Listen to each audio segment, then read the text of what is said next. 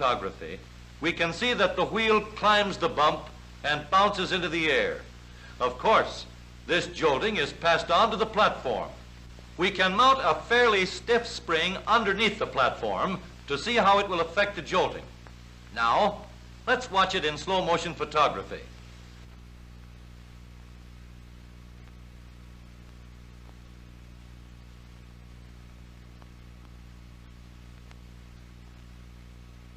The traced line shows that we have cut down the jolting because the spring absorbs some of the effect of the bump. Let's substitute a soft spring for the stiff spring that we have been using. A softer spring gives a smoother line because a soft spring is able to spread out the effect of the bump and act as a better cushion against the jolt of the wheel. But when there are 4 wheels mounted in 2 sets, front and rear, as in the motor car, the problem is complicated. Until recently, the front springs of the automobile had to be stiff to keep the axle and front wheels in line.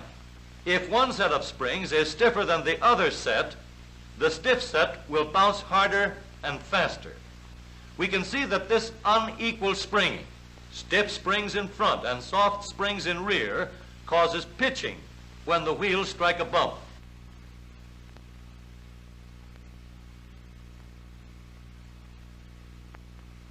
The traced line shows this clearly.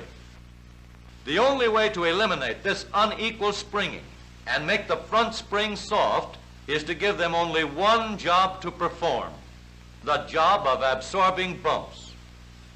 Suppose we replace the bouncing axle with a rigid, immovable beam. Now the wheels can be fastened to the beam by 2 parallel swinging arms. The wheel is pivoted so that even when the arms are tilted by a jolt or bump, the wheel remains vertical and in perfect alignment. And so now, in place of a stiff spring, we can use a soft spiral spring to absorb the jolts and level out the bumps. Since the rigid beam and the swinging arms keep the front wheels in line, there is only one job left for our springs to do. With both front and rear springs equally soft, the platform is held in balance.